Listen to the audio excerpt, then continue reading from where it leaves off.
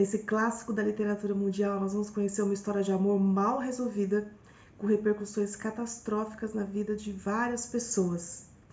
Vamos conversar sobre o livro Morro dos Ventos Uivantes?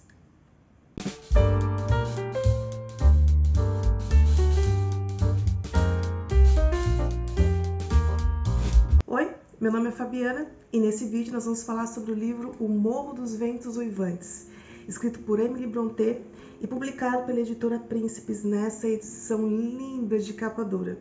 Ele é o único romance da escritora, escrito com o próprio nome, porque antes disso ela fazia algumas escritas, mas usando um pseudônimo masculino chamado Elise Bell. Inclusive, se você quiser fazer a saga das irmãs Brontë, ela não era a única que escrevia, as irmãs também, então é uma ótima indicação para quem quiser conhecer a família toda. A história se concentra na trajetória de duas famílias, os Earnshaw e os Linton. E quem conta essa história, na maior parte do tempo, é a governanta Nellie, ao Sr. Lockwood, que é um proprietário de terras que vai passar um tempo lá naquela região dos Morros dos Ventos Uivantes e fica curioso para conhecer a história dessa família, os Earnshaw. A vida deles corre aparentemente bem, em paz, até que o patriarca da família Earnshaw retorna de uma viagem com um integrante novo. Ele conhece um garoto na estrada, pobre, negro, e resolve levar para sua casa, para o convívio com os seus outros dois filhos, Catherine e Hindley.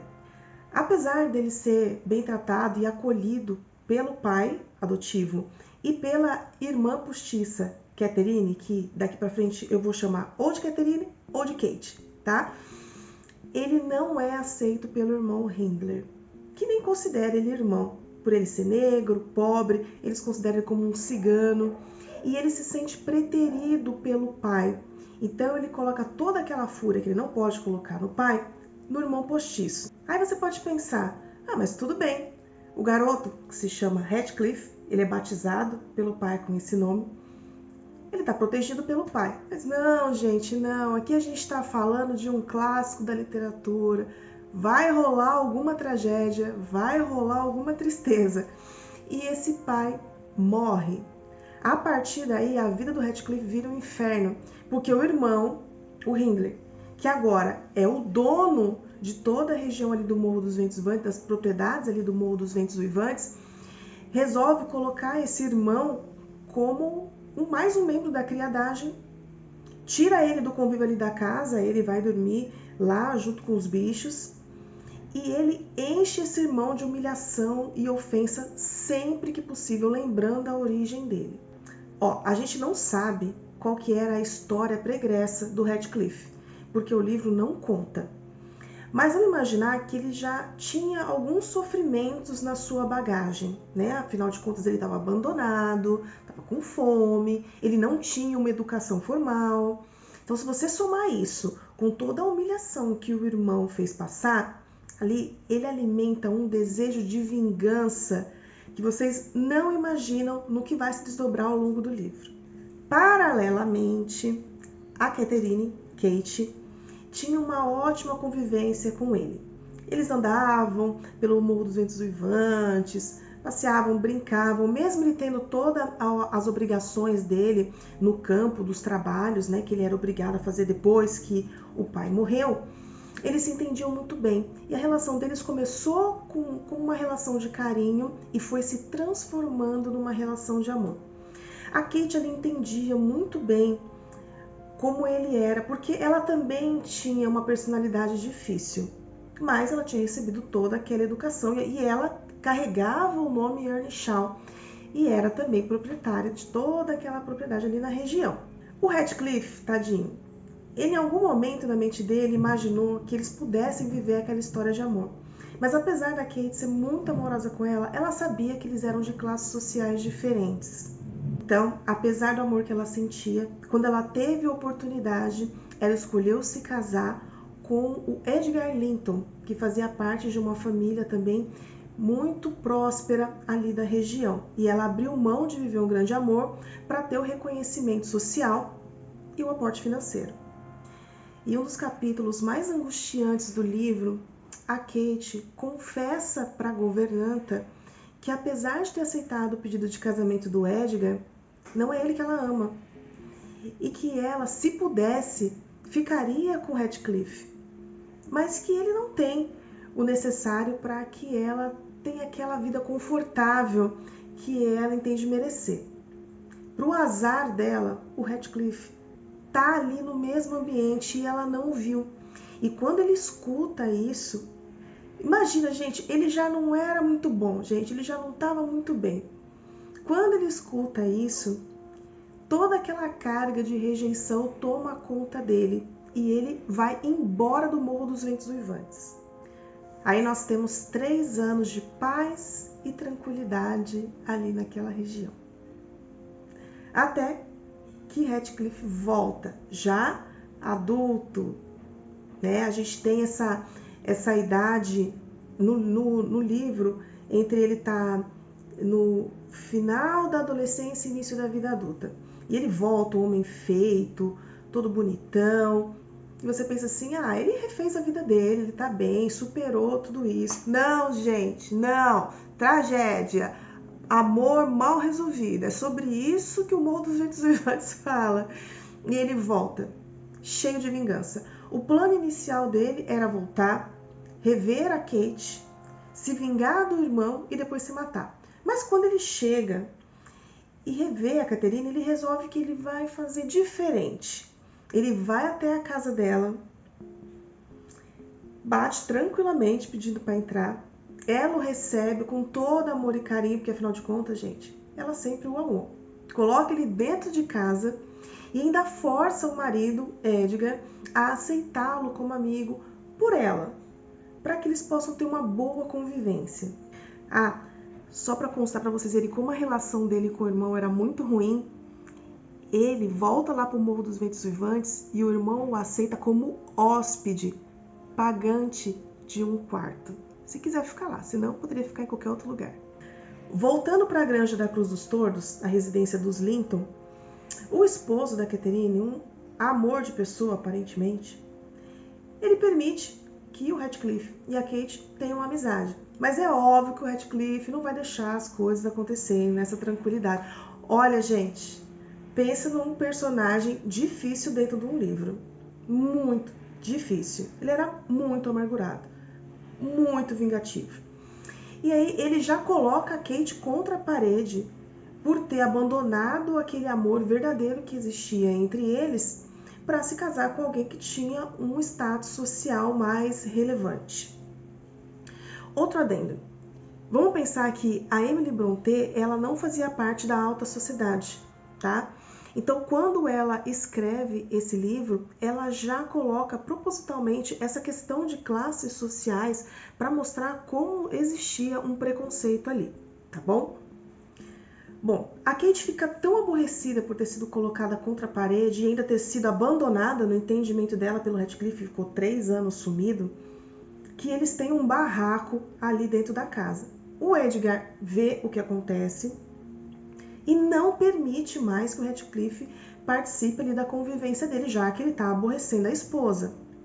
A Kate, que está grávida, gente, ela fica tão chateada, e somado ao fato de que ela já tinha o costume de ter umas crises nervosas, assim, bem convenientes, para que ela não fosse contrariada e o marido e os criados fizessem toda a vontade dela, ela resolve ter essa crise. Só que ela fica realmente chateada, realmente aborrecida, e isso deixa ela terrivelmente doente. Daí pra frente, gente, é tristeza atrás de tristeza.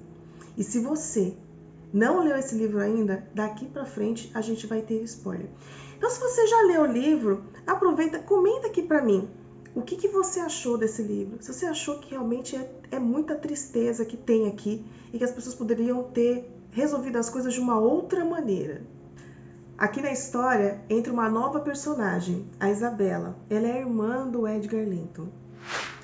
E você pode pensar, nossa, mas como que ela vai entrar nessa história? Bom, ela é parte da vingança do Heathcliff.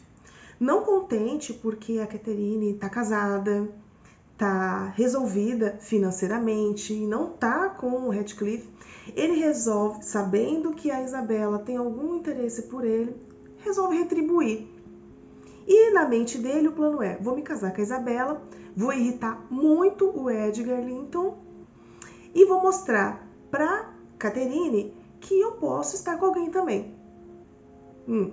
Então Heathcliff foge com a Isabela, eles se casam e você pensa assim, que bom, então agora a gente vai ter um pouco de felicidade aqui, né? Não. No dia seguinte, a Isabela já está arrependida de ter se casado, porque ela fugiu, traiu o irmão que a amava tanto, foi lá pro Morro dos Ventos Uivantes, que era um lugar muito mais humilde do que o que ela morava anteriormente, e o Heathcliff mal dá atenção para ela, porque tudo que ele fez foi para se vingar do Edgar e da Kate. E lembra que a Kate ficou muito doente por conta daquele aborrecimento que eles tiveram, aquela discussão um tempo antes? Pois bem, ela está de cama, com a saúde super debilitada. E a atenção do Heathcliff nem é a Isabela. Ele quer saber como que a Kate está. E inclusive ele vai até lá e entra escondido no quarto dela para poder vê-la e pedir desculpa por ter deixado ela naquela situação. Olha, pensa numa cena triste. Eles fazem juras de amor, eles se arrependem de tudo que eles fizeram até então, mas de nada adianta. A Kate tá inevitavelmente doente, não tem mais o que ser feito. Grávida, ela dá à luz a sua filha, chamada Kate também, e morre. Aí vocês imaginam, Heathcliff já estava tão infeliz, agora ele ainda carrega a culpa de ter causado a morte da Kate. A raiva do irmão Hindley e do Edgar Linton por ter casado com a sua amada. Perceba que ninguém é feliz nessa história. Os Linton até eram, né, até conhecer os Earnshaw.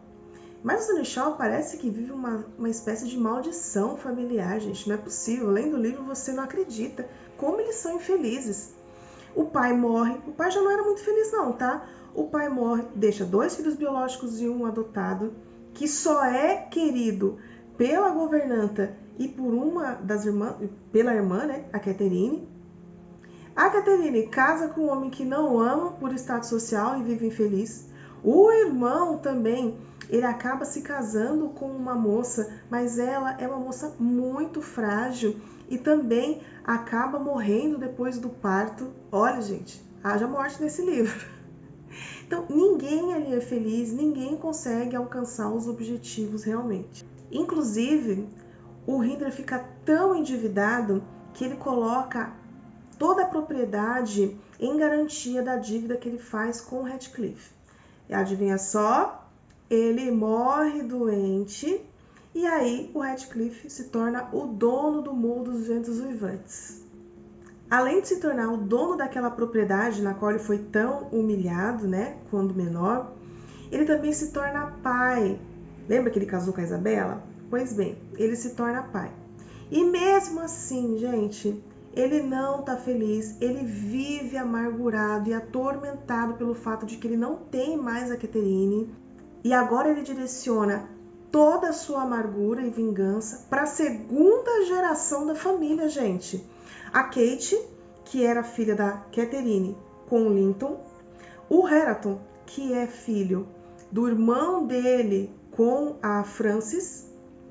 E o Linton, que é filho dele com a Isabela. Agora faz favor, gente, de deixar um like aqui por eu lembrar todos esses nomes dessa árvore genealógica.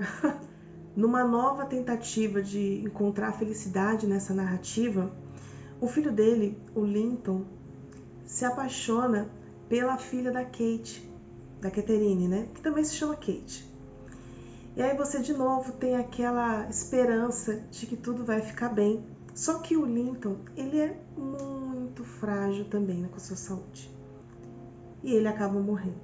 Ai, gente, não é possível. Só que antes de morrer, ele se casa com a Kate. E a Kate vai morar lá com o Heathcliff, naquele casarão.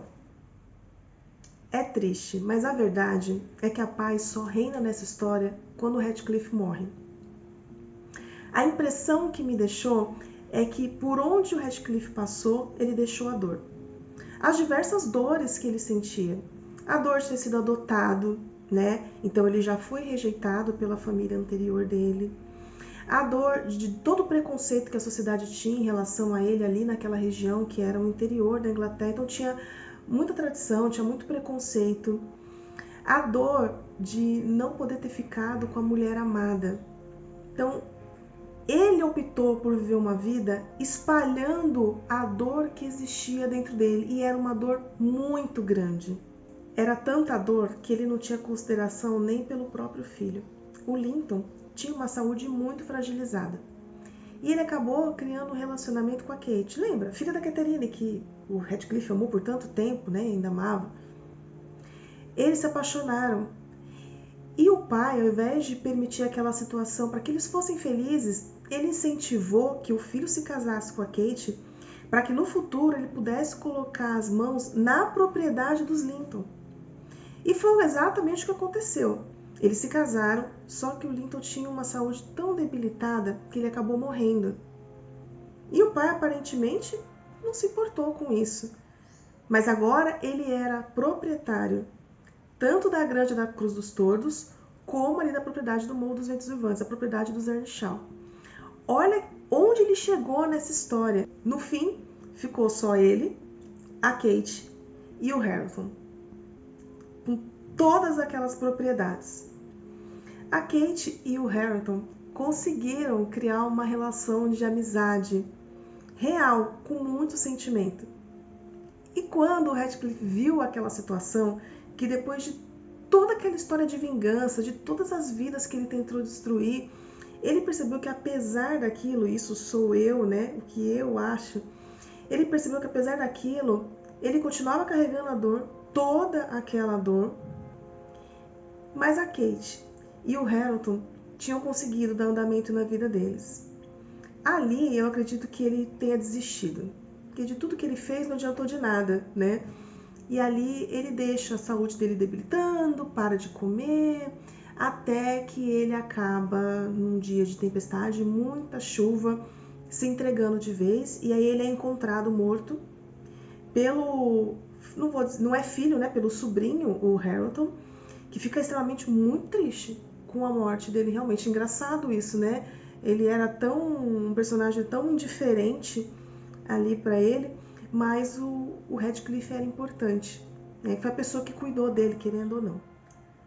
Apesar do livro ser visto como um romance, tenho minhas dúvidas, porque quem lê esse livro achando que é um romance fica realmente decepcionado. Eu foquei muito mais nos aspectos psicológicos, porque era evidente que a Catherine e o Radcliffe se amavam, mas era uma relação tóxica, nunca poderia ter dado certo.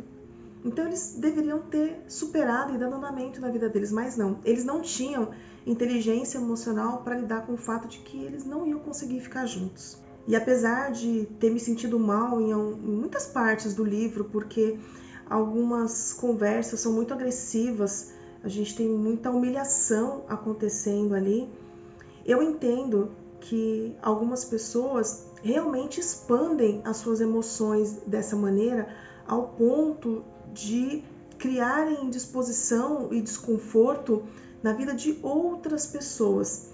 Essa história, ela não é tão irreal assim e não achei tão exagerada também, porque realmente algumas pessoas deixam que as coisas aconteçam assim. Então, para quem já leu o livro e agora conhece um pouco da história através desse vídeo, me conta, até que ponto uma pessoa é capaz de chegar quando a dor fica muito maior do que ela? Quanta maldade, quanta amargura, quanta vingança uma pessoa é capaz de infligir na vida de outras pessoas? Porque a dor daquela pessoa não vai passar. Ela só quer realmente que as outras pessoas sintam tanta dor quanto ela. O que faz uma pessoa preferir viver com dor a buscar superar os seus problemas. Porque quem vive em vingança, na verdade, fica enchendo um potinho com um furo no fundo. Então, nunca vai ser o bastante. A pessoa nunca vai conseguir alcançar o seu objetivo, seja lá ele qual for. Então, para mim, o Radcliffe, ele não era a personificação da maldade, apesar de ser um personagem pavoroso ao longo do livro. mas eu acho que ele estava mais para personificação do sofrimento. Bom, e para quem quiser dar um gás aí na imaginação, tem um filme lá na Amazon Prime que você pode assistir sobre esse livro. Eu fico por aqui. Se você gostou, curte, compartilhe e se inscreva no canal para a gente ter mais conversas como essa. Tchau!